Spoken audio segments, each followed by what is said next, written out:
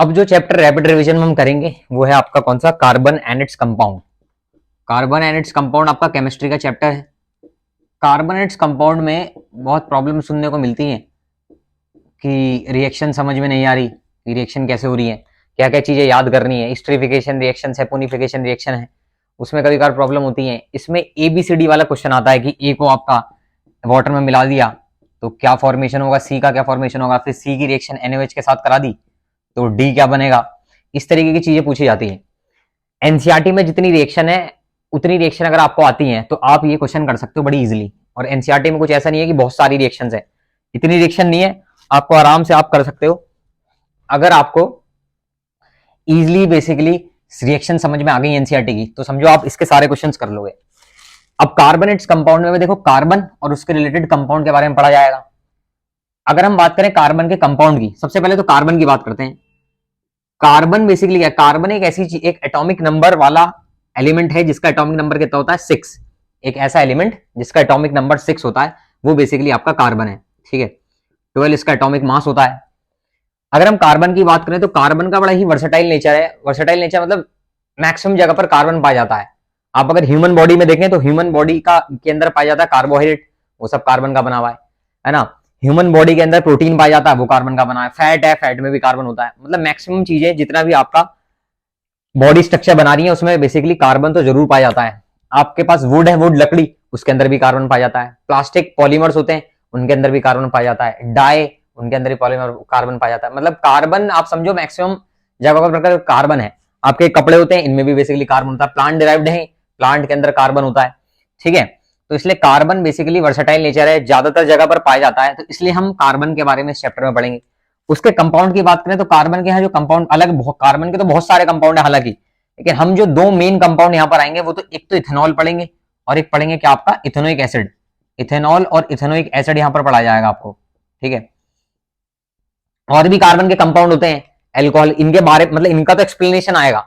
बाकी और भी कार्बन के कंपाउंड के बारे में बताया जाएगा, जैसे आपको हेलो एल्कीन क्या होता है, एल्केन, एल्कीन, एल्काइन सीरीज हो गया, एल्कोहल हो गया, एल्डिहाइड हो गया, है ना। उसी तरीके से आपका कीटोन हो गया, कार्बोक्सिलिक एसिड हो गया। तो वो सब फंक्शनल ग्रुप आपको यहाँ इंट्रोड्यूस होंगे। फंक्शनल ग्रुप तो हालांकि बहुत सारे होते हैं कार्बन के, कार्बन से रिलेटेड फंक्शनल ग्रुप बहुत सारे, कंपाउंड भी बहुत सारे होते हैं, लेकिन हम जो बेसिकली जिन कंपाउंड के बारे में पढ़ेंगे वो तो इथेनॉल और इथेनोइक एसिड है। और काफी सारी चीजों के IUPAC नोमेनक्लेचर देखेंगे, ठीक है, वो सब देखने को मिलेगा। तो स्टार्ट करते हैं भाई कार्बन से। तो अगर हम बात करें कार्बन की, तो कार्बन का मैंने आपको बताया था 6 कार्बन का एटॉमिक नंबर है। अगर कार्बन का 6 एटॉमिक नंबर है तो अगर कार्बन का इलेक्ट्रॉनिक कॉन्फ़िगरेशन लिखने को आ रहा है तो कैसे लिखोगे आप, K शेल में 2 इलेक्ट्रॉन है, L शेल में कितने इलेक्ट्रॉन होंगे आपके, 4 इलेक्ट्रॉन्स होंगे। अब ज्यादातर चीजें जैसे मेटल जो होते हैं, हमने मेटल इससे पहले वाला चैप्टर मेटल है नॉन मेटल है, वहां पर आपको आयनिक कंपाउंड के बारे में बताया हुआ है। किसके बारे में, आयनिक कंपाउंड के बारे में बताया। इससे पहले चैप्टर मेटल है नॉन मेटल में आपको आयनिक कंपाउंड के बारे में बताया। लेकिन कार्बन जो है आपका वो कोवेलेंट कंपाउंड बनाता है जनरली। तो यहां पर अगर आप फर्स्ट पेज पढ़ेंगे एनसीईआरटी का, फर्स्ट पेज के साइड में ही बेसिकली उसने एक्सप्लेनेशन दे रखा। फर्स्ट पेज में तो इंट्रो है कि कार्बन बेसिकली कहां कहां पाया जाता है, उसके साइड में अगर आप जाएंगे तो वहां पर आपको मिलेगा कि कार्बन बना रहा है कोवेलेंट बॉन्ड और कार्बन बना रहा है कोवेलेंट कंपाउंड्स। मेटल जो है वो बेसिकली मेटल और नॉन मेटल आपके जनरली आयनिक कंपाउंड बना रहे हैं, ठीक है, आयनिक बॉन्ड है उनके बीच में। तो यहाँ ये कोवेलेंट कंपाउंड क्यों बना रहा है, आयनिक कंपाउंड क्या है, कोवेलेंट कंपाउंड क्या है। तो अगर हम बात करें कोवेलेंट कंपाउंड की, तो कोवेलेंट कंपाउंड वो कंपाउंड है जहां पर शेयरिंग क्या होती है, शेयरिंग से बेसिकली बॉन्ड बनते हैं, शेयरिंग। तो अगर शेयरिंग से बॉन्ड बन रहे हैं तो कोवेलेंट कंपाउंड हो गया। वहीं अगर गेन या लॉस ऑफ इलेक्ट्रॉन से कंपाउंड बन रहे हैं, एक तो इलेक्ट्रॉन गेन कर रहा है और दूसरा क्या कर रहा है, इलेक्ट्रॉन को लॉस कर रहा है, तो गेन या लॉस ऑफ इलेक्ट्रॉन से अगर कंपाउंड बन रहे हैं तो हम उन्हें बोल देते हैं कौन से कंपाउंड आपके आयनिक कंपाउंड है।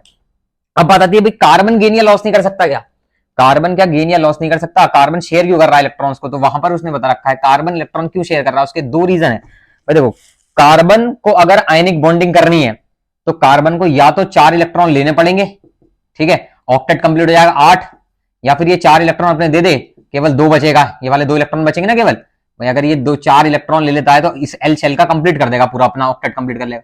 4 अगर दे देता है तो खाली के में 2 बचेंगे, के भी कंप्लीट रहेगा। पर बताओ 4 इलेक्ट्रॉन लेना और 4 इलेक्ट्रॉन देना, अगर 4 इलेक्ट्रॉन लेगा तो इसका न्यूक्लियस कैसे होल्ड कर पाएगा इतने इलेक्ट्रॉन्स को। तो इसका न्यूक्लियस के पास वहां पे 2 रीजन लिखे हुए अगर आप एनसीईआरटी देखेंगे, एक तो कार्बन का न्यूक्लियस होल्ड इतने सारे इलेक्ट्रॉन्स को होल्ड नहीं कर पाता है, एक ये प्रॉब्लम। दूसरा अगर आप 4 इलेक्ट्रॉन निकालोगे, एक इलेक्ट्रॉन निकला, फिर दूसरा निकला, फिर चौथा निकला, तो इन 4 इलेक्ट्रॉन को निकालने के लिए जो एनर्जी चाहिए वो एनर्जी कहां से आएगी, इतनी एनर्जी नहीं आ पाएगी भाई। 1 या 2 इलेक्ट्रॉन तो चल जाएगा काम, लेकिन 4 इलेक्ट्रॉन्स कैसे निकलेंगे। तो इसलिए कार्बन ना 4 इलेक्ट्रॉन लेता है ना 4 इलेक्ट्रॉन देता है, कार्बन आयनिक कंपाउंड नहीं बनाता है। क्यों नहीं बनाता है? 2 रीजन। क्वेश्चन आ सकता है क्यों नहीं बना रहा है आयनिक कंपाउंड, तो 2 रीजन याद रखेंगे कि ना 4 इलेक्ट्रॉन ले सकता है और ना 4 इलेक्ट्रॉन दे सकता है। अगर 4 इलेक्ट्रॉन लेगा न्यूक्लियस होल्ड नहीं कर पाएगा इलेक्ट्रॉन, अगर 4 इलेक्ट्रॉन लूज कर देगा उसके लिए एनर्जी चाहिए होगी, इतनी एनर्जी है नहीं, इसलिए कार्बन शेयरिंग करता है। क्या करता है? शेयरिंग ऑफ इलेक्ट्रॉन करता है और फिर आपका बॉन्ड फॉर्मेशन करता है। कोवेलेंट बॉन्ड के बारे में हो गया, ठीक है, कोवेलेंट कंपाउंड के बारे में हो गया। अब बात आई है कि कार्बन कोवेलेंट कंपाउंड बना रहा है, तो कोवेलेंट और आयनिक कंपाउंड में एक डिफरेंस वहां पर आपके एनसीईआरटी में गिवन है, तो वो डिफरेंस आपको याद रखना है। वो डिफरेंस ये कह रहा है कि जो कोवेलेंट कंपाउंड होते हैं और जो आयनिक कंपाउंड होते हैं, आयनिक कंपाउंड का मेल्टिंग पॉइंट जो होता है, melting and boiling point high होता है। आयनिक कंपाउंड का melting and MP and BP क्या है? हाई है as compare to covalent compound. क्यों? क्योंकि आयनिक कंपाउंड में बॉन्डिंग स्ट्रॉन्ग है। आयनिक कंपाउंड में जो बॉन्डिंग होती है वो इलेक्ट्रोस्टैटिक बॉन्डिंग होती है। कौन सी बॉन्डिंग होती है? इलेक्ट्रोस्टैटिक फोर्स ऑफ अट्रैक्शन की मदद से बॉन्डिंग होती है। इलेक्ट्रोस्टैटिक फोर्स ऑफ अट्रैक्शन की मदद से बेसिकली बॉन्डिंग होती है, ठीक है, इसलिए इलेक्ट्रोस्टैटिक फोर्स ऑफ अट्रैक्शन, ठीक है, इलेक्ट्रोस्टैटिक फोर्स ऑफ अट्रैक्शन से कार्बन में बॉन्डिंग होती है। वहीं कोवेलेंट कंपाउंड की बात करें तो कोवेलेंट कंपाउंड में नहीं है ऐसी कोई बॉन्डिंग, ठीक है भाई, तो इसलिए कोवेलेंट कंपाउंड कहते हैं इजीली ब्रेक हो जाते हैं, आयनिक कंपाउंड इजीली ब्रेक नहीं होते। तो ये याद रखना एक चीज, ठीक है, वहां पर क्योंकि एनसीईआरटी में क्वेश्चन गिवन है तो इसलिए रीजन क्वेश्चन में आपसे मतलब पूछ सकता है कि क्यों है ऐसा, ठीक है, तो बता देंगे हम। क्योंकि इलेक्ट्रोस्टैटिक फोर्स ऑफ अट्रैक्शन है इसलिए आयनिक कंपाउंड स्ट्रॉन्ग बॉन्डिंग करते हैं। नेक्स्ट बात करें तो बेसिकली वहां पर काफी सारे स्ट्रक्चर बना रखे हैं उसने, है ना, इलेक्ट्रॉन डॉट स्ट्रक्चर बना रखे हैं, जैसे कि ऑक्सीजन का, हाइड्रोजन का। सबसे पहले हाइड्रोजन का बनाते हैं। अब हाइड्रोजन का आउटर मोस्ट में, हाइड्रोजन का एटॉमिक नंबर होता है 1, एटॉमिक नंबर 1 है तो आउटर मोस्ट में एक इलेक्ट्रॉन तो एक बना दो, इस वाले हाइड्रोजन का भी एक बना दो। अब हाइड्रोजन क्या करेगा? अपना डुप्लेट कंप्लीट कर लेता है। देखो हाइड्रोजन कंप्लीट करता है अपना डुप्लेट शेयरिंग से, बाकी लोग अपना कंप्लीट क्या कर रहे हैं? ऑक्टेट कंप्लीट कर रहे हैं शेयरिंग से। और कई ऐसे हैं जो ऑक्टेट भी रूल भी फॉलो नहीं करते, कई ऐसे होते हैं जो ऑक्टेट रूल भी फॉलो नहीं करते, पर हम वो हायर क्लासेस में आता है, सब 11th क्लास के लिए हो, उन्हीं के लिए छोड़ दो, है ना। तो डुप्लेट कौन कंप्लीट करता है? आपका हाइड्रोजन। हाइड्रोजन ने, इस वाले ने डुप्लेट कंप्लीट कर लिया, वो भी इसके 2 इलेक्ट्रॉन ले लेगा, मतलब वो भी, इसने भी 1 इलेक्ट्रॉन ले लिया, उसने भी अपना डुप्लेट कंप्लीट कर लिया। यहां सिंगल बॉन्ड तैयार हो गया 2 इलेक्ट्रॉन की मदद से। वही ऑक्सीजन की बात करें तो ऑक्सीजन के आउटर मोस्ट में कितने होते हैं? 1 2 3 4 5 6। इस ऑक्सीजन के भी 1 2 3 4 5 6, 6 और 2 8 हो गया, 6 और 2 8 हो गया। 2 इलेक्ट्रॉन से ये बेसिकली डबल बॉन्ड बन गया। यहाँ पे क्या बन गया? Double bond.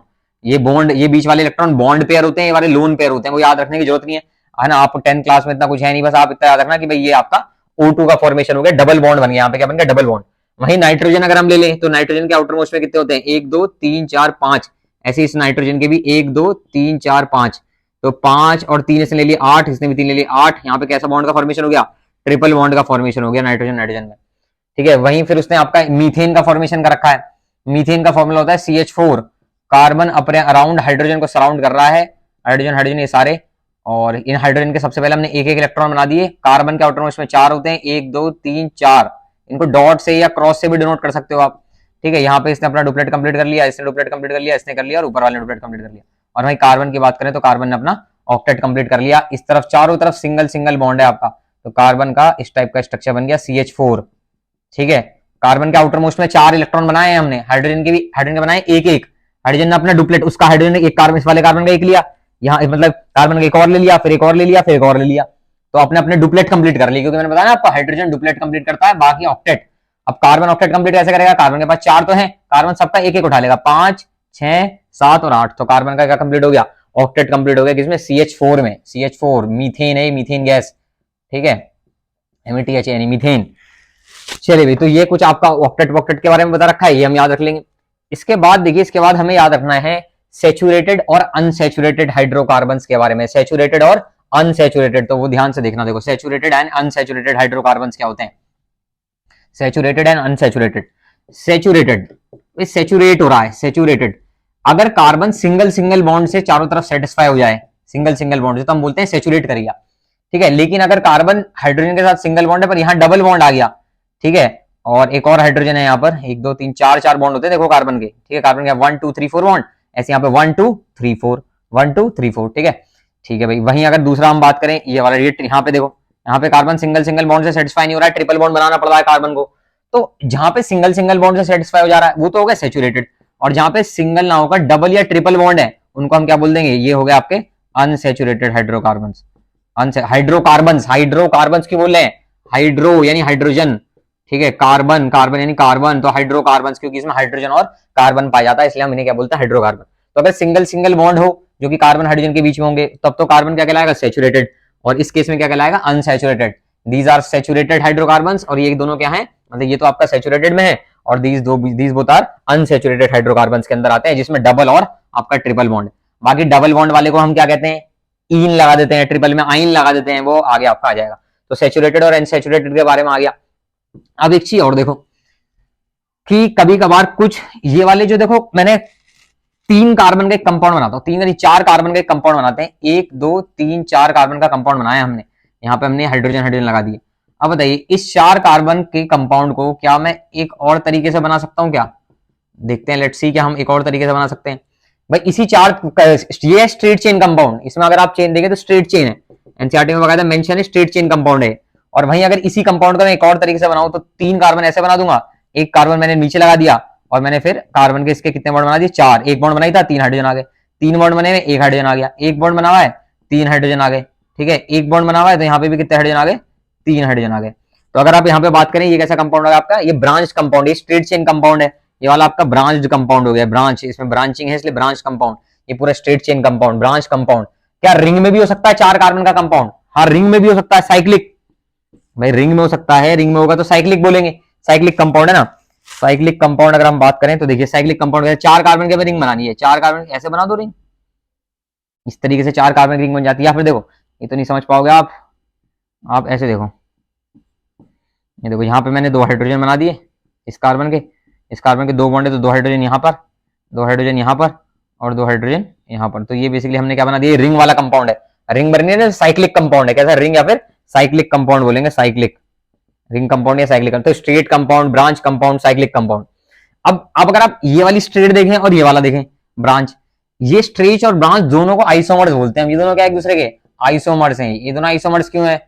आइसोमर्स अगर आपसे कोई पूछे क्या होता है, आपसे पूछ ले आइसोमर्स क्या होता है, तो ये वाले जो दोनों आइसोमर है स्ट्रक्चरल आइसोमर है, पहले तो पता होना चाहिए आपको क्या है स्ट्रक्चरल आइसोमर्स। वो होते हैं जिस स्ट्रक्चरल आइसोमर्स वो होते हैं जिनमें बेसिकली आपका मॉलिक्यूलर फॉर्मूला तो सेम हो, दोनों का मॉलिक्यूलर फॉर्मूला क्या है, सेम, मॉलिक्यूलर फॉर्मूला सेम, मतलब 1 2 3 4 कार्बन है, हाइड्रोजन कितने हैं 1 2 3 4 5 6 7 8 9 10 हाइड्रोजन है, 4 कार्बन 10 हाइड्रोजन, इसमें भी काउंट करो 1 2 3 4 4 कार्बन, हाइड्रोजन काउंट करो 1 2 3 4 5 6 7 8 9 और 10, 4 carbon 10 hydrogen, 4 carbon 10 hydrogen, molecular formula एकदम सेम है। तो मॉलिक्यूलर फॉर्मूला क्या आ रहा है, मॉलिक्यूलर फॉर्मूला सेम आ रहा है, same molecular formula but different structural formula, different structural formula. अगर आप स्ट्रक्चरल फॉर्मूले की बात करें तो दोनों का स्ट्रक्चरल फॉर्मूला अलग अलग है। इसमें स्ट्रेट 4 कार्बन की चेन है, इसमें स्ट्रेट 3 की है, सेकंड में ब्रांचिंग आ रही है, स्ट्रेट 3 कार्बन की चेन है, सेकंड में ब्रांचिंग आ रही है, इसलिए हम क्या बोल देंगे आइसोमर हो गए आपके, क्या हो गया आइसोमर। तो वहां स्ट्रक्चरल आइसोमर्स के बारे में दे रखा है, तो आप ये वाला एग्जांपल याद रखना, स्ट्रक्चरल आइसोमर। बाकी एग्जांपल तो बहुत सारे होते हैं, और आपके एनसीईआरटी में जो गिवन है आप उसी से रिलेटेड चीज याद रखें, क्लास 10 की एनसीईआरटी में जो गिवन है, ठीक है। बाकी आइसोमर वगैरह सब आप इसका इंट्रोडक्शन तो क्लास उसमें पढ़ेंगे, किसमें 11th में पढ़ेंगे, 12th में भी है, ठीक है। नेक्स्ट चीज देखिए, नेक्स्ट चीज आपका एनसीईआरटी में बेंजीन रिंग बना रखी, तो बेंजीन रिंग डायरेक्ट आ देना, आपसे बोल देगा give the structure of benzene, ऐसा क्वेश्चन आया हुआ है, तो give the structure of benzene. Benzene का स्ट्रक्चर देखिए, कार्बन कार्बन कार्बन, यहाँ पे भी कार्बन, यहाँ पे भी कार्बन, यहाँ पे भी कार्बन, यहाँ पे भी कार्बन, ठीक है। बेंजीन में ऑल्टरनेट डबल बॉन्ड होते हैं, ऑल्टरनेट यानी यहाँ डबल बॉन्ड, फिर यहाँ डबल बॉन्ड, इसे छोड़ के फिर यहाँ डबल बॉन्ड, और हर एक कार्बन पर एक एक हाइड्रोजन लगा दो, क्योंकि कार्बन के देखो 1 2 3 बॉन्ड है, एक ही हाइड्रोजन लगेगा, 3 बॉन्ड है, एक हाइड्रोजन, 3 बॉन्ड है, यहाँ पर भी एक हाइड्रोजन, 3 बॉन्ड है, यहाँ पर भी एक हाइड्रोजन, 3 बॉन्ड है, यहाँ पर भी एक हाइड्रोजन, और यहाँ पर भी एक हाइड्रोजन वाला स्ट्रक्चर एनसीईआरटी में बनाया हुआ है, इसलिए आपको याद रखना है C6H6 है, क्या है C6। अब इसमें भी बहुत सारी चीजें होती हैं, है ना, वो आपको बोकी बॉन्ड रोटेट करते हैं। अब यही बॉन्ड आप इधर भी बना सकते हो, रेजोनेंस होता है इसमें, ऊपर आपको याद रखने की जरूरत है, मतलब ऐसे ही बना सकते हो, कहीं से भी ऑल्टरनेट शुरू कर दो आप, कहीं से भी ऑल्टरनेट शुरू कर दो, पर एक के बाद एक छोड़ के बनाना। तो ये भी C6H6 है, बेंजीन है, क्या है बेंजीन, ठीक है, बेंजीन है, याद रखना है, ठीक है भाई। चलिए नेक्स्ट अब आपके आ जाते हैं, देखो अब आईयूपीएसी नोमेनक्लेचर आएगा, आईयूपीएसी नोमेनक्लेचर, आईयूपीएसी नोमेनक्लेचर में एनसीईआरटी ने जिस तरीके से जिस सीक्वेंस में बता रखा है उसी सीक्वेंस में देख लेते हैं हम। सबसे पहले तो हम देखो 3 सीरीज पढ़ते हैं, एल्केन, एल्कीन और एल्काइन।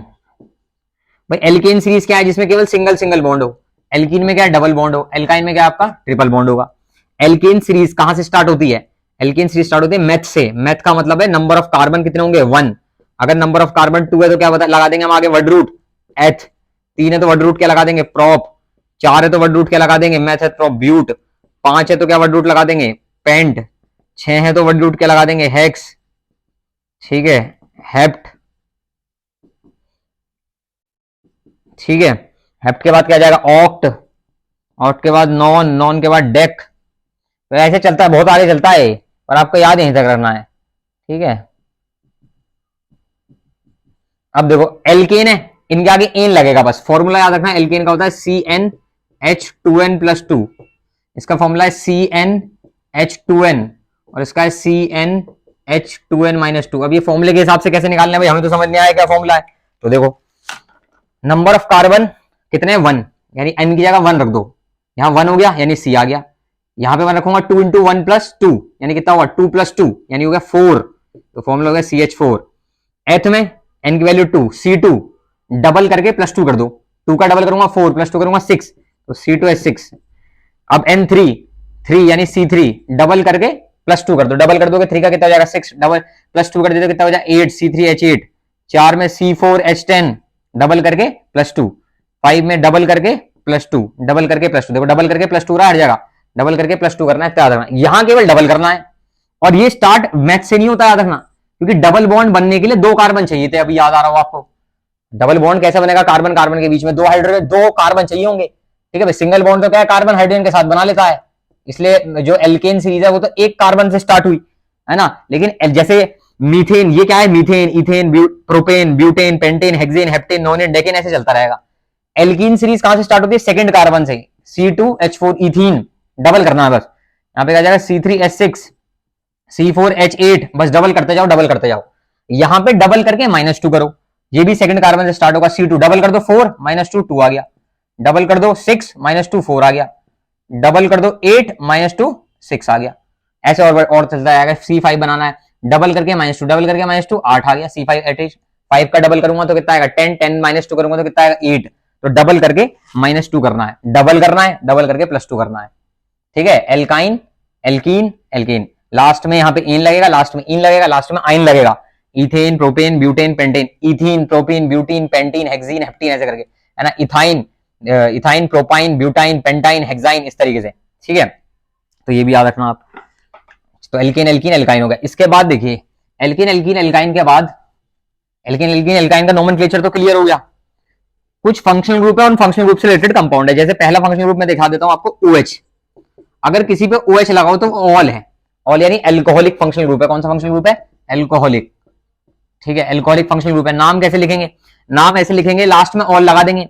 जैसे 2 कार्बन वाला एल्कोहल बनाया भाई, 2 कार्बन वाले में OH लगा दिया, बाकी बची हुई पोजीशन पर हाइड्रोजन लगा दिया। कार्बन के 4 बॉन्ड बनने चाहिए, देखो कार्बन 1 2 3 4, ऐसे इसका 1 बॉन्ड बना हुआ तो 3 हाइड्रोजन लगा दिए। इसके 2 बॉन्ड बने हुए थे तो 2 हाइड्रोजन लगाए। इसका नाम क्या हो जाएगा, देखो 2 कार्बन का बताओ क्या नाम होगा, इसका नाम होगा इथेनॉल, ठीक है। वहीं अगर हमारे पास ऐसे 3 कार्बन का आ जाता, यहाँ पे हमने हाइड्रोजन लगा दिए, ठीक है। तो अब आपसे इसका नाम कोई पूछेगा, 3 का इसका नाम क्या हो जाएगा, प्रोपेनॉल हो जाएगा। क्या हो जाएगा, प्रोपेनॉल, इसका नाम हो गया प्रोपेनॉल।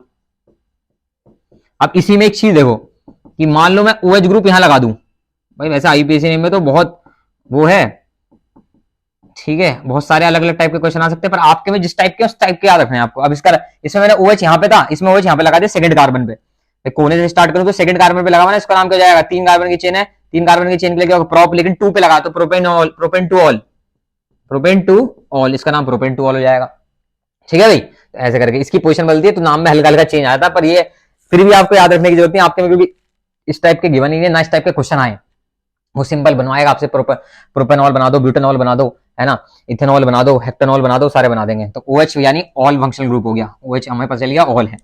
OH के बाद याद करें तो कई जगह पे ऐसा लिखा रहता है C डबल बॉन्ड OH या फिर CHO, ये दोनों जो फंक्शनल ग्रुप है इसके लिए लास्ट में लगता है अल। ये फंक्शनल ग्रुप कौन से होते हैं आपके, aldehyde functional group, aldehyde functional group होते हैं, लास्ट में अल लगता है, ठीक है। अब इसका एक एग्जांपल देख लेते हैं। मान लो आपके सामने 1 कार्बन वाला बना दूं मैं, 1 कार्बन वाला C डबल बॉन्ड OH, और यहाँ पे क्या लगा दूं 1 2 3, यहाँ पे बची पोजीशन पे हाइड्रोजन लगा दूं। अब ये कोई पूछा आपसे क्या होता है HCHO, इसका नाम है मिथेनॉल, मिथेनल, मिथेनल, लास्ट में क्या लग जाएगा, अल लग जाएगा। वहीं 2 कार्बन वाला बना दूं, 2 कार्बन वाला, यहाँ पे डबल बॉन्ड OH, इस कार्बन के 4 बॉन्ड है, इस कार्बन का 1 बॉन्ड सेटिस्फाई हुआ है तो 3 हाइड्रोजन लग जाएंगे। कोई इसका नाम पूछे तो 2 कार्बन की चेन है तो इसका नाम क्या हो जाएगा, इथेनल हो जाएगा, इसका नाम क्या हो जाएगा, इथेनल। ये मिथेनल, ये क्या हो गया आपका इथेनल, ठीक है। ऐसी 3 कार्बन की चेन वाला बना सकते हैं, 1 2 3 कार्बन की चेन, यहाँ डबल बॉन्ड O, यहाँ पे H लगा दिया हमने, तो और यहाँ पे हमने हाइड्रोजन लगा दिए, इसका नाम क्या हो जाएगा, 3 कार्बन की चेन है तो क्या हो गया, प्रोपेनल, ठीक है, प्रोपेनल हो जाएगा इसका नाम। एल्डिहाइड फंक्शनल ग्रुप हो गया आपका। नेक्स्ट फंक्शनल ग्रुप पाइए आप, देखो अगर C डबल बॉन्ड हो और इधर HO कोने में कार्बन के, तब तो एल्डिहाइड है, लेकिन अगर इधर भी बॉन्ड हो यानी इधर भी कार्बन हो, इस तरीके का बॉन्ड, तब ये कीटोन है, ओन लगेगा लास्ट में, क्या लगेगा, ओन, कीटोन याद रखना, लास्ट में लग जाएगा ओन। कीटोन का एग्जांपल देखिए, कीटोन भाई मान लो सी डबल बॉन्ड ओ बनाया, यहाँ एक कार्बन, यहाँ क्योंकि दोनों तरफ कार्बन कार्बन होना चाहिए, हाइड्रोजन नहीं लगेगा इसमें दोनों तरफ, यहाँ पे कार्बन कार्बन होना चाहिए। यहाँ पे कितने हाइड्रोजन आएंगे, यहाँ पे एक हाइड्रोजन, एक हाइड्रोजन यहाँ पे, एक हाइड्रोजन यहाँ पे, इसमें एक हाइड्रोजन इधर, एक हाइड्रोजन इधर, एक हाइड्रोजन। अच्छा एक और चीज, ये तो कंप्लीट फॉर्मूला होता है, कंप्लीट स्ट्रक्चरल फॉर्मूला, इसको कभी बार कंडेंस फॉर्म में लिख देगा वो, जैसे ये है सी पे 3 हाइड्रोजन तो ऐसे लिख देगा CH3, फिर CO, फिर CH3, इस तरीके का बना के दे देगा। तो कंफ्यूज मत हो जाना क्या है ये 3 हाइड्रोजन मतलब 3 हाइड्रोजन कार्बन पे लगे हुए हैं, ऐसे भी लिख के दे सकता है।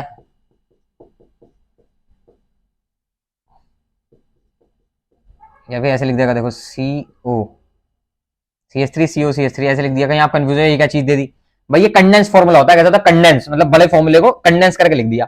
CH3 ऐसे भी लिख देता है, कार्बन से 3 हाइड्रोजन कनेक्ट है, कार्बन से 3 हाइड्रोजन कनेक्ट है, ऐसे लिख देता है। इसका मतलब वही है, ये हाइड्रोजन इससे कनेक्ट नहीं है, इस वाले कार्बन से कनेक्ट है 3 हाइड्रोजन, इसका मतलब ऐसे यहाँ इस वाले कार्बन से कनेक्ट है 3 हाइड्रोजन, फिर आगे CO है, फिर आगे ये तीनों सेम है, तीनों सेम है, ठीक है। कीटोन लास्ट में ओन लगाते हैं, नाम क्या हो जाएगा इसका, 3 कार्बन की चेन है तो प्रोपेनोन, 4 की होती ब्यूटेनोन, पेंटेनोन, हेक्सानोन, ऐसे लगता जाएगा नाम में, ठीक है। ये बस इतना याद रखना है क्योंकि एनसीईआरटी में इतने गिवन है और ज्यादा नहीं इसमें। फिर आपका आ गया क्या, OH एसिड, ओइक एसिड, क्या लास्ट में लगा देते हैं ओइक एसिड, इसको आप इस तरीके से लिख सकते हैं COOH, ये क्या होता है आपका कार्बोक्सिलिक एसिड है, क्या है आपका कार्बोक्सिलिक एसिड, ठीक है। इसमें क्या है, जैसे मान लो मैंने बना दिया एक कार्बन वाला एसिड बना देता हूं तो COOH, यहाँ पे हाइड्रोजन लगा दिया, ये पूछे हमसे कोई क्या है तो हम बोल देंगे मिथेनोइक एसिड है, कौन सा एसिड है, मिथेनोइक, एक कार्बन वाला एसिड तो मिथेनोइक एसिड। 2 कार्बन वाला एसिड बना दे, ये कौन सा एसिड हमसे कोई बोले तो क्या बोल देंगे, तो ये हो गया आपका इथेनोइक एसिड, इथेनोइक एसिड, ठीक है। ये वाला फंक्शनल ग्रुप याद रखना है आपको। तो कौन कौन से फंक्शनल ग्रुप हो गए, पहले तो हमने 3 पढ़े थे, एल्केन एल्कीन एल्काइन सीरीज पढ़ी पहले तो, सिंपल हाइड्रोकार्बन। उसके बाद हमने देखा एल्कोहल में लास्ट में ऑल लगा देते हैं, एल्डिहाइड में अल लगा देते हैं, कीटोन में ओन लगा देते हैं, और ओइक एसिड में इसमें COOH में ओइक एसिड लगाते हैं, कार्बोक्सिलिक एसिड में, ठीक है। नेक्स्ट आपका आ गया हेलो एल्केन, हेलोजेंस भी दे रखे हैं वहां पे, ये X लगा होगा, X, अब X क्या होता है, X भाई आपका फ्लोरीन हो सकता है, क्लोरीन हो सकता है, ठीक है, फ्लोरीन, क्लोरीन, ब्रोमीन या फिर आयोडीन, ठीक है। तो ये कैसे लगाएंगे, जैसे मान लो 2 कार्बन की चेन है, यहाँ पे ब्रोमीन लगा दिया, बाकी बची हुई पोजीशन पर हाइड्रोजन, तो इसका नाम क्या जाएगा, 2 कार्बन की चेन है और ब्रोमीन लगा, इसका नाम है ब्रोमो, 2 कार्बन की चेन है तो इथेन, इसका नाम है ब्रोमो इथेन, क्या नाम है, ब्रोमो इथेन, ठीक है। मैं यहाँ क्लोरीन लगा दूं तो क्लोरो इथेन हो जाएगा, फ्लोरीन लगा दूं फ्लोरो इथेन हो जाएगा, आयोडीन लगा दूं आयोडो इथेन हो जाएगा, ब्रोमीन तो ब्रोमो इथेन, ठीक है। अब इसमें भी जैसे जब मान लो 3 कार्बन की चेन है, एक बार ब्रोमीन यहां लगाया है और ब्रोमीन की पोजीशन बदल दूं, देखो अगर ब्रोमीन यहां लगा दिया मैंने, ब्रोमीन की पोजीशन चेंज कर दी भाई, तो अगर ब्रोमीन की पोजीशन चेंज कर दी तो पहले वाले का नाम क्या है, पहले वाले का नाम है ब्रोमो, 3 कार्बन तो प्रोपेन, इसका है 2 ब्रोमो प्रोपेन, ठीक है। इस वाले का नाम क्या है, इस वाले का नाम 2 ब्रोमो प्रोपेन है, याद रखना 2 ब्रोमो प्रोपेन, ठीक है, इसका नाम 2 ब्रोमो प्रोपेन है, ठीक है। इसका नाम क्या है, इसका खाली ब्रोमो प्रोपेन, इसका खाली ब्रोमो प्रोपेन। तो ये हो गया आपका यूपीएससी नोमेनक्लेचर वाला पार्ट, याद रखना आपको। नेक्स्ट देखिए, नेक्स्ट आ गया आपका होमोलोगस सीरीज, ये जो मैंने एग्जांपल बना दी ये प्रैक्टिस कर लो, एनसीईआरटी में क्वेश्चन है बस वो प्रैक्टिस कर लो, हो गया आपका काम। नेक्स्ट देखिए, नेक्स्ट आपकी होमोलोगस सीरीज, होमोलोगस सीरीज की खास बात याद रखना, होमोलोगस सीरीज में सेम फंक्शनल ग्रुप होगा सब में, ठीक है, सेम फंक्शनल ग्रुप होगा और ये डिफर करेंगे bye CH2, differ by CH2 और मॉलिक्यूलर वेट 14, ठीक है, मॉलिक्यूलर वेट 14 से डिफर करेंगे, CH2 से डिफर करेंगे। जैसे मैंने ये बनाया, मान लो ये मीथेन, एल्केन सीरीज का बनाया मीथेन, तो अगला वाला जो बनेगा, मैंने मीथेन बना, अगला वाला भी एल्केन ही बनना चाहिए, अगर ये एल्केन है अगला वाला भी एल्केन, CH2 ऐड कर दो इसमें जैसे मैंने CH2 ऐड करा तो क्या बन गया, C2H6, फिर CH2 ऐड करो C3H8, भाई हाइड्रोजन कार्बन बढ़ता जा रहा है ना, एक एक कार्बन बढ़ाते जाओ, 2 हाइड्रोजन बढ़ाते जाओ, तो आपका ये 3 होमोलोगस सीरीज हो गए। ये क्या नाम है, मीथेन है इसका नाम, इसका नाम क्या है, इसका नाम इथेन है, इसका नाम क्या है, इसका नाम प्रोपेन है, ऐसे ब्यूटेन पेंटेन ऐसे बनता जाएगा। तो अगर आपसे वो बोले कि प्रोपेन का प्रीवियस होमोलॉग बनाओ, तो प्रीवियस यानी इससे ऊपर वाला बना दो, CH2 माइनस कर दो, है ना, और बोलो प्रोपेन का आगे वाला बनाओ, तो आगे वाला कैसे बनाएंगे, C4H10 हो गया, तो CH2 ऐड कर दो। तो अगर आगे बोले आगे वाला बनाओ, ठीक है, आगे पूरी होमोलोगस सीरीज जनरेट कर गए, आगे वाले 3 बनाओ, आगे वाले 4 बनाओ तो बना देंगे, पीछे वाले बनाने तो CH2 माइनस करना है, पीछे वाले पूछता है वो, ठीक है, कि बेसिकली प्रीवियस होमोलॉग बनाओ प्रीवियस, तो अगर प्रीवियस होमोलॉग वाला क्वेश्चन आए तो पीछे वाले बनाना। अब ये तो मैंने एल्केन सीरीज का बता दिया कि कोई सा भी दे दे। अब जैसे CH3 CH2OH दे दिया उसने, इसका हम नेक्स्ट होमोलॉग क्या बनेगा भाई, CH3 एक CH2 था तो 2 CH2 और लग जाएंगे, ये बन गया। अगले वाले का नेक्स्ट होमोलॉग 1 2 3 CH2 हो गए अब, ठीक है भाई, 1 CH2 2 CH2 यानी CH2 ऐड होता जा रहा है, क्या ऐड होता जा रहा है, CH2। ये वाला क्या, ethanol propanol butanol, ethanol propanol butanol, ऐसे बनाते जा रहे हैं। तो ऐसे मतलब आगे वाले बनाते रहो, CH2 ऐड करते जाओ, CH2 ऐड करते जाओ। ऐसे खुला कंपाउंड है तो बीच में CH2 ऐड करो, ठीक है, आराम से बन जाएगा।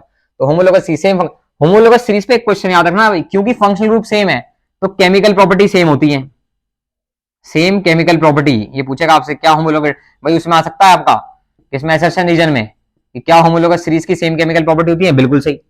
फिर रीजन क्या दे देगा, because they have same functional group, तो assertion both assertion reason are true and reason is the correct explanation of assertion। इनकी सेम, लेकिन इनकी फिजिकल प्रॉपर्टी डिफरेंट है, different physical property, boiling point वगैरह डेंसिटी वगैरह ये अलग अलग आती है। बोलेगा डिफरेंट फिजिकल प्रॉपर्टी, assertion दे दिया कि homologous series have different physical property, reason लिख दिया because they differ by CH2, बिल्कुल सही भाई, CH2 का डिफरेंस है तभी तो इनकी फिजिकल प्रॉपर्टी अलग हुई, और केमिकल प्रॉपर्टी सेम क्यों हुई, क्योंकि सेम फंक्शनल ग्रुप है। वो जो फंक्शनल ग्रुप होता है जो प्रॉपर्टी प्रोवाइड करे, जैसे एल्कोहलिक फंक्शनल ग्रुप है तो एल्कोहल वाली प्रॉपर्टी होंगी, एल्डिहाइड फंक्शनल ग्रुप है तो एल्डिहाइड वाली प्रॉपर्टी होंगी, कीटोन फंक्शनल ग्रुप है तो कीटोन वाली प्रॉपर्टीज होंगी, कार्बोक्सिलिक एसिड फंक्शनल ग्रुप है तो कार्बोक्सिलिक एसिड वाली होंगी, हेलोजन ग्रुप है तो हेलोजन वाली ऐड होंगी, समझिए वाली प्रॉपर्टी आ जाएंगी कंपाउंड में। और भी बहुत सारे फंक्शनल ग्रुप होते हैं पर याद नहीं रखने। चलिए हो गया होमोलोगस सीरीज वाला पार्ट। इसके बाद नेक्स्ट पार्ट करें तो नेक्स्ट आ गया आपका केमिकल रिएक्शंस वाला पार्ट। कुछ केमिकल रिएक्शन दे रखी हैं तो केमिकल रिएक्शन समझते हैं एक एक करके। तो मान लो हम समझ रहे हैं आपकी पहली रिएक्शन जो हम लेने वाले हैं वो है ऑक्सीडेशन रिएक्शन। अब रिएक्शन आगे, रिएक्शन ध्यान से सुनना, देखो ऑक्सीडेशन रिएक्शन, ऑक्सीडेशन रिएक्शन अपने में जो दे रखी है वो है KMnO4 वाली या फिर K2Cr2, से मान लो स्ट्रॉन्गेस्ट ऑक्सीडाइजिंग एजेंट होता है KMnO4, ठीक है, बहुत स्ट्रॉन्ग ऑक्सीडाइजिंग एजेंट होता है। एल्कलाइन KMnO4 या फिर एसिडिफाइड K2Cr2O7, एसिडिफाइड K2Cr2O7 और एल्कलाइन KMnO4 ऑक्सीडाइजिंग एजेंट होता है। ये ऑक्सीडाइज करता है आपका किसका, CH3 CH2OH। भाई अभी अभी आपको बताया था 2 कार्बन में OH लगाओ तो क्या होता है, 2 कार्बन है एथ, OH लगाए ऑल, इथेनॉल, इसका नाम क्या है, इथेनॉल, ठीक है। तो इथेनॉल को ऑक्सीडाइज करके किसमें कन्वर्ट कर देगा, ये इथेनोइक एसिड में, यानी CH3COOH, तो इथेनॉल से एसिड बना देता है। इसका नाम क्या है, 2 कार्बन वाला COOH है। COOH क्या होता है, एसिड, 2 कार्बन है तो कैसा एसिड हो गया, इथेनोइक एसिड, ये इथेनोइक एसिड हो गया। तो इथेनॉल से ethanoic acid, oxidation reaction, oxidising agent है, ऑक्सीडाइजिंग एजेंट KMnO4। तो मान लो आपसे ऐसा पूछे, आपको ऐसा बोल दे कि ए था, ए में KMnO4 मिला दिया, बी बन गया, ए में KMnO4, तो एनसीईआरटी में KMnO4 वाली हमारी तो एक ही रिएक्शन है, इथेनॉल से इथेनोइक एसिड बना दिया, दिमाग में एकदम आ जानी चाहिए कि भाई इथेनॉल से इथेनोइक एसिड वाली रिएक्शन है, ऑक्सीडेशन रिएक्शन हो गई, ठीक है। नेक्स्ट रिएक्शन देखो, ठीक है, इसे प्रैक्टिस कर लेना, ये सब प्रैक्टिस करने वाली रिएक्शन है। नेक्स्ट आ गई एडिशन। एडिशन रिएक्शन नाम में पता लगा कुछ ऐड हो रहा होगा। एडिशन रिएक्शन अपने में जो दे रखी है वो हाइड्रोजनेशन, हाइड्रोजनेशन बहुत जगह पर पूछता है, हाइड्रोजनेशन, हाइड्रोजनेशन जगह जगह पर यूज होती है रिएक्शन, इसमें हाइड्रोजन ऐड होता है।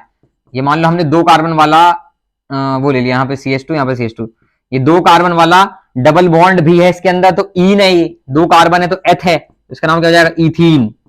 इसका हमने क्या करा, इसका हाइड्रोजनेशन कराना, हाइड्रोजनेशन कराया, कैटलिस्ट यूज कराया जाता है निकल, आपको रिएक्शन याद रखनी है, निकल कैटलिस्ट की प्रेजेंस में हाइड्रोजनेशन हो रहा है, ये बॉन्ड ब्रेक होगा आपका, एक हाइड्रोजन इधर जुड़ जाएगा, एक हाइड्रोजन इधर जुड़ जाएगा, यानी यहाँ हो गए 3 हाइड्रोजन और यहाँ पे भी कितना हो गए 3 हाइड्रोजन।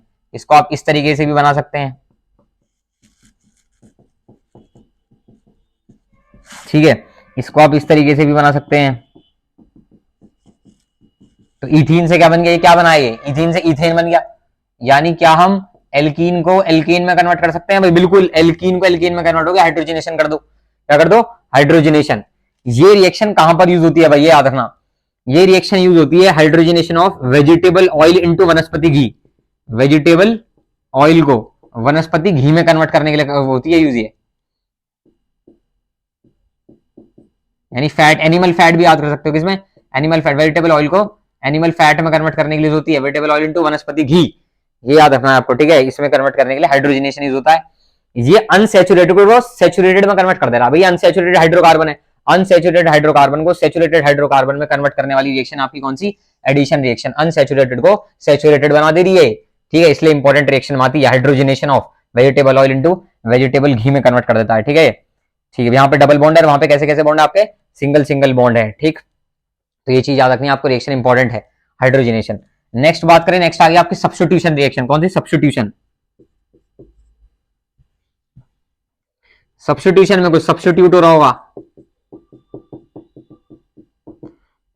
देखो हमारी सब्स्टिट्यूशन रिएक्शन जो गिवन है CH4 मीथेन, मीथेन की Cl2 के साथ रिएक्शन है लाइट की प्रेजेंस में, किसकी प्रेजेंस में, लाइट, यूवी लाइट लिख दो, सनलाइट लिख देता है कई जगह पे वो, ठीक है। तो सनलाइट की प्रेजेंस में मान लो रिएक्शन हो रही है, तो क्या होता है यहाँ पे हाइड्रोजन निकलता है और क्लोरीन ऐड हो जाता है। क्या निकलता है, हाइड्रोजन, आप लाइट ही लिख दो, हाइड्रोजन निकलता है और क्या ऐड होगा, क्लोरीन ऐड हो जाएगा। हाइड्रोजन जैसे निकला है CH3 हो गया, इसमें क्लोरीन ऐड हो गया CH3Cl प्लस क्या बाहर हुआ, हाइड्रोजन बाहर हुआ। भाई एक क्लोरीन तो इस यहाँ पे ऐड हो चुका है, हाइड्रोजन हटके, और हाइड्रोजन फिर किसके साथ चले जाएगा, एक इस वाले क्लोरीन के साथ, तो बना देगा क्या, HCl। तो यहाँ से एक क्लोरीन यहाँ पर इस कार्बन से जुड़ गया, हाइड्रोजन निकला और वो इस वाले क्लोरीन से जुड़ गया, ठीक है, ये बन गया। ये क्या है आपका, मीथेन। रिएक्शन प्रैक्टिस करना, ये क्या है आपका, क्लोरो लगा हुआ है इसमें, Cl लगा हुआ है, क्लोरो, फ्लोरो, क्लोरो, ब्रोमो, आयोडो, और एक कार्बन है तो क्या हो जाएगा, मीथेन। तो इसका नाम क्या, क्लोरोमीथेन, ठीक है, ये याद रखना। ये कौन सी रिएक्शन आपकी, सब्स्टिट्यूशन। तो ये तीन ये रिएक्शन है आपकी बुक में जो आपको याद रखनी है, ठीक है। इसके बाद दो इंपॉर्टेंट कंपाउंड के बारे में आएगा, दो इंपॉर्टेंट कंपाउंड के बारे में पढ़ेंगे। एक तो आपका होगा इथेनॉल और एक क्या होगा आपका, ethanoic acid. Compounds, important compounds में पहला कंपाउंड जो आ जाता है वो है इथेनॉल।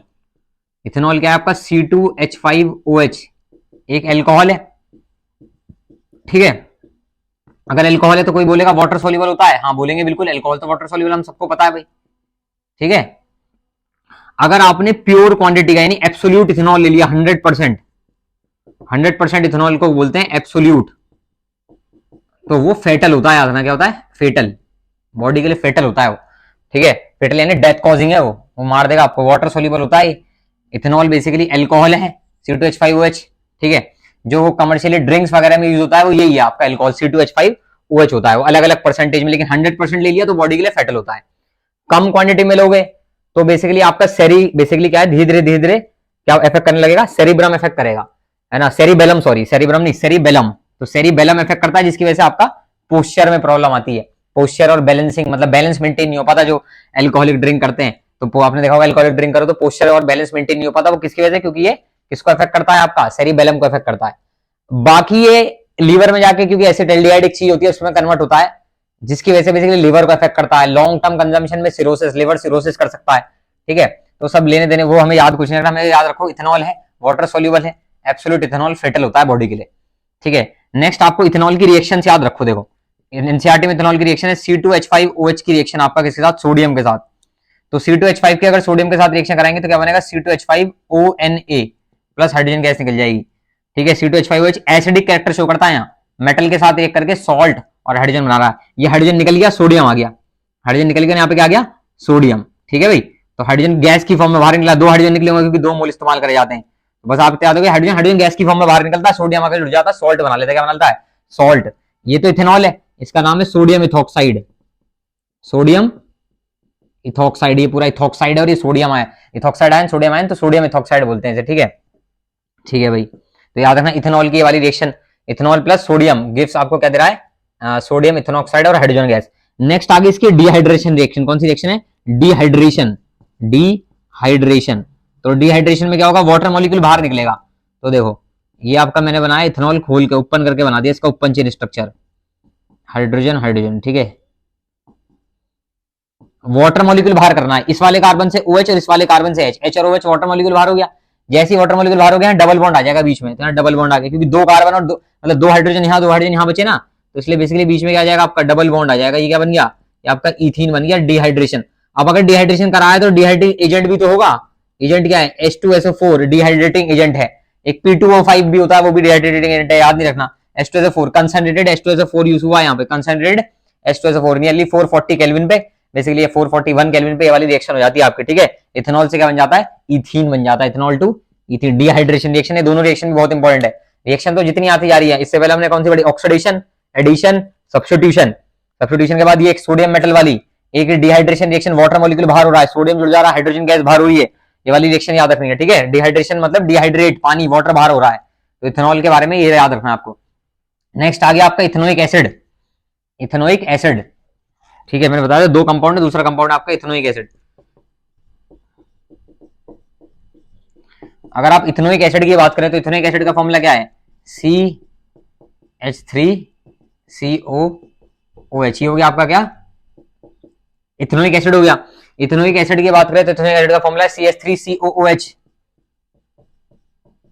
ठीक है, इसको एसिटिक एसिड भी बोलते हैं, एसिटिक एसिड।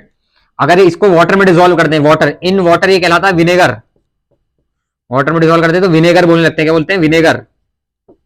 तो अलग अलग नाम हो गए देखो इसके, ethanoic acid, acetic acid, vinegar. इसको ग्लेशियल एसिटिक एसिड भी बोलते हैं क्योंकि विंटर में फ्रीज कर जाता है, कोल्ड क्लाइमेट में। Glacial acetic acid cold climate में बिकॉज क्या कर जाता है, फ्रीज।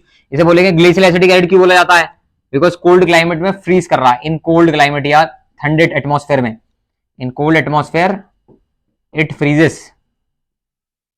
ठीक है, इट गेट्स फ्रीज, इसलिए क्या बोलते हैं, ग्लेशियल एसिटिक एसिड। तो तीन नाम है, ethanoic acid, acetic acid, glacial acetic acid. पूछेगा विनेगर क्यों कहते हैं, क्योंकि वाटर में डिसॉल्व जब हो जाता है तो विनेगर बोलते हैं। ठीक है, पूछेगा ग्लेशियल एसिटिक एसिड क्यों कहते हैं, क्योंकि कोल्ड क्लाइमेट में फ्रीज कर जाता है। ठीक है, तो साहब इसकी रिएक्शन देखो, इसकी रिएक्शन सबसे पहले जो, क्योंकि एसिड है तो आपने मेटल एंड नॉन, मतलब एसिड वाले चैप्टर में, सॉरी एसिड वाले चैप्टर में पढ़ा होगा, एसिड प्लस बेस क्या देते हैं, सॉल्ट और वाटर। तो सॉल्ट वाटर मॉलिक्यूल यहां से OH, यहां से H बाहर, मतलब एक जगह से H, एक जगह से OH, वाटर मॉलिक्यूल बाहर कर दो, यहां से H, यहां से निकलेगा OH, तो क्या बन जाएगा CH3CO।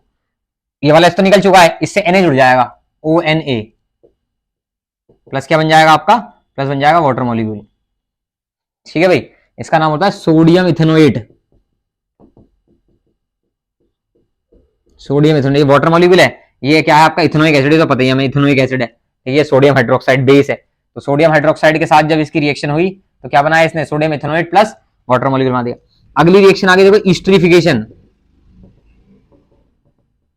ईस्ट्रिफिकेशन आएगी, फिर सेपोनिफिकेशन। ध्यान देना, देखो हमने यूज करा इथेनॉल C2H5OH, इथेनॉल और इथेनोइक एसिड मिलके आपका बनाते हैं क्या, ईस्टर। उसका फॉर्मूला कैसे याद रखोगे, C2H5O, C2H5O COCH3, C2H5O COCH3। ठीक है, इसको उल्टा रिवर्स करके भी लिख सकते हो, CH3 COO C2H5 प्लस क्या बाहर हो गया, वाटर मॉलिक्यूल। इसको इस तरीके से भी लिख सकते हो। ठीक है, ये दो तरीके हैं इसके लिखने के। ठीक है, ईस्टर बनाने के, चाहे ऐसे लिख दो। भाई देखो, एक एक यहां से एक जगह से हाइड्रोजन हटाओ, एक जगह से OH हटाओ, बची हुई चीज को जोड़ दो, इसे घुमा के इसमें जोड़ दो, बन गया क्या आपका ईस्टर फॉर्मेशन हो गया। स्वीट स्मेलिंग सब्सटेंस, तो जहां भी जैसे कुछ किसी भी क्वेश्चन में वो बोल देता है स्वीट स्मेलिंग सब्सटेंस, तो स्वीट स्मेलिंग सब्सटेंस की बात करें तो ईस्टर की बात कर रहा है, इसका मतलब सीधा स्वीट स्मेलिंग से बोल रहा है कि A और B कंबाइन करे, ए और ईस्ट, उसका फॉर्मेशन हो गया C का, और C है फ्रूटी स्मेल लग रहा है, तो आपके एनसीईआरटी में क्लास 10 में फ्रूटी स्मेल वाला कंपाउंड ईस्टर है, तो आपको ईस्टर याद रखना है, ईस्टरिफिकेशन रिएक्शन। ठीक है, नेक्स्ट देखो सेपोनिफिकेशन। सेपोनिफिकेशन, सेपोनिफिकेशन यानी सोप फॉर्मेशन वाली रिएक्शन, सोप। सेपोनिफिकेशन यानी सोप फॉर्मेशन। सेपोनिफिकेशन के लिए हम ईस्टर यूज करते हैं, ईस्टर। तो ईस्टर का फॉर्मूला क्या था, CH3COO C2H5। ठीक है, इसकी रिएक्शन के साथ करा दो NaOH के साथ। तो जैसे आप इसकी रिएक्शन NaOH के साथ करा देते हो तो ये जो C2H5 है ये OH लेकर बना लेता है C2H5OH। ठीक है, और बची हुई चीज में आपको CH3COO Na, तो CH3COO Na ये बन गया आपका। ये क्या है, ये सोप। बाकी सोप एंड डिटर्जेंट की वीडियो अलग से डालूंगा, उसमें आप देख लेना, छोटी सी वीडियो रहेगी। तो ये सोप फॉर्मेशन हो गया, इसका फॉर्मेशन, सोप में सोडियम और लॉन्ग चेन होती है, इसमें लॉन्ग चेन नहीं है, तो यहाँ अगर कार्बन की लॉन्ग चेन होगी तो इसमें लॉन्ग चेन आ जाएगी, पर इस रिएक्शन को सेपोनिफिकेशन में होता यही है यही सेपोनिफिकेशन रिएक्शन। ठीक है, इसलिए सेपोनिफिकेशन बोलते हैं। नेक्स्ट रिएक्शन देखिए, सेपोनिफिकेशन याद रखना आप, क्या हुआ देखो, C2H5OH को लेकर चला गया, बाकी Na जुड़ गया, Na जुड़ गया, बचे हुए से क्या जुड़ गया, Na, और C2H5OH इथेनॉल भी मिल गया आपके साथ साथ, सेपोनिफिकेशन रिएक्शन। नेक्स्ट देखिए, नेक्स्ट है आपकी इथेनोइक एसिड की रिएक्शन।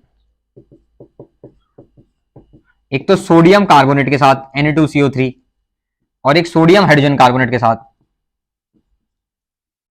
ठीक है, NaSCO3। तो जब भी वो इन दोनों के साथ रिएक्ट करेगा, कहीं सोडियम हाइड्रोजन कार्बोनेट के साथ कर रहा है, कहीं इसके साथ कर रहा है, तो दोनों जगह आपको क्या याद रखना है, दोनों जगह बनता है CH3COONA plus CO2 plus water. भाई ये वही वाली रिएक्शन हो गई ना, मेटल कार्बोनेट या मेटल हाइड्रोजन कार्बोनेट की रिएक्शन एसिड के साथ। भाई एसिड के साथ metal carbonate, metal sodium metal है, ये कार्बोनेट मेटल है, हाइड्रोजन कार्बोनेट, तो मेटल कार्बोनेट या मेटल हाइड्रोजन कार्बोनेट के साथ जब भी रिएक्ट करता है तो एक बनेगा सॉल्ट, यानी ओ के साथ Na आ जाएगा, सॉल्ट बन गया। बाकी CO2 और वाटर मॉलिक्यूल बाहर होता है। तो ये आपको क्या याद रखनी है, रिएक्शन याद रखनी है, रिएक्शन वाली बहुत इंपॉर्टेंट है, जितनी भी रिएक्शन है, सेपोनिफिकेशन, ईस्टरिफिकेशन, ठीक है, कार्बोनेट और सोडियम हाइड्रोजन कार्बोनेट वाली रिएक्शन, वहां पे इथेनॉल की रिएक्शन, इथेनॉल का डिहाइड्रेशन, ठीक है, सब्स्टिट्यूशन, एडिशन, ठीक है, वो सारी रिएक्शन आपको जितनी भी है वो सारी की सारी याद रखनी है। बाकी सोप और डिटर्जेंट की वीडियो हम अलग से बना देंगे। चलिए, ये था आपका कार्बन एंड इट्स कंपाउंड।